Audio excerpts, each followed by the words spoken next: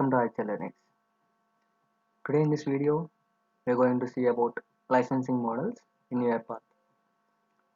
And if you haven't subscribed to my channel, please click on the subscribe button for more videos and click on the bell icon for latest updates. And let's get into the video. What are licensing models in UiPath? In UiPath, we have two types of licensing models. There are with orchestrator setup and without orchestrator setup. And we can also call that without orchestrator setup as standalone licensing. In UiPath, we have these two types of licensing. And what is standalone licensing model in UiPath? In standalone licensing model, we have two types: named user and node locked licensing. And firstly, we'll see what is named user licensing. Named user licensing is this license makes the software availability only for the single designated user in the machine, and this licensing can be used for attended, robot, and studio. What this means, if for example, in a company we have 100 users, and this UiPath has to be available for that 100 users at all time in day or night, and they have to open this and they have to run the automation processes. Then this is the best process that you can take without orchestrator. The human intervention is needed in this licensing. The human has to manually run the bots, and if you want to take 100, if the 100 members are working in one shift, and you have to take 100 licenses in named user licensing. And the next one is node locked licensing. In this node locked licensing, this license is machine dependent, and multiple users with active directory permissions can log in successively and access the software, and this licensing can be used for an attended robot, studio, as well as unattended. In this node lock, the installation is done on only one system, and that can be used to the persons which have the permissions to get into that system and use that software. And there is no other person without permissions, they cannot log into that system, they can't use that software part software. And there is the next licensing model is with orchestrator setup, and in this there we have three licensing models: named user licensing, concurrent user licensing, and concurrent runtime licensing.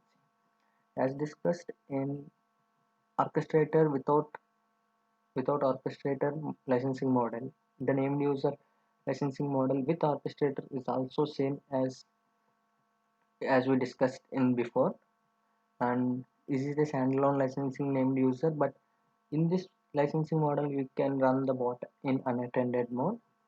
And here also, if you want to make it for 100 persons, you have to take the 100 licensing models, 100 licensing licenses for the robot.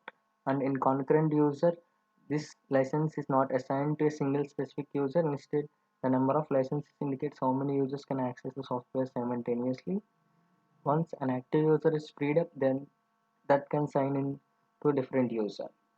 In this case, in a company there are 100 employees, and if 50 employees are working in day shift and 50 employees are working in night shift, then in this licensing model there is an option for you to take 50 licenses for your robots, and you can assign the 100 members, 50 in the day shift and 50 in the night shift for the same model, same licensing. If you buy one license, that can be used by one in the day shift and the other person in the night shift. This may be useful for the BPOs and other things, and this licensing model is very useful for them. And the last one is concurrent runtime licensing, and this is the best process for running the unattended boards in the backend office. The number of licenses indicates the number of processes robot can execute simultaneously regardless of the user or machine. The number of acquired licenses should be equal to the number of robots connected simultaneously and ready to execute the back office processes. In this licensing model, the main advantage is we can run the bots in the backend office process, and you have to take, if you have 5 robots to run the processes, then you have to take the 5 licenses, and those all can be stated as used in orchestrator, and those can be run in the background offices. And this will be a huge main licensing model for the process which has to run in the backend process. And these are all about the UiPath Studio licensing models, and we have another licensing model for orchestrator. This is server license. It is an orchestrating license model. This license can be activated in via online or offline depending on your permissions. This license is used for activating orchestrator. Orchestrator is mainly used for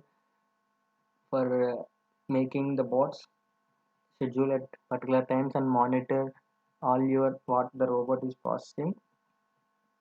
It can schedule, monitor, and see how the bot is working, and you can do whatever the bot is doing, and you can see all the reports in this orchestrator. And these are all about the licensing models that are in UiPath. And and that's it for this video. And if you haven't subscribed to my channel, please click on the subscribe button for more videos, and thanks for watching.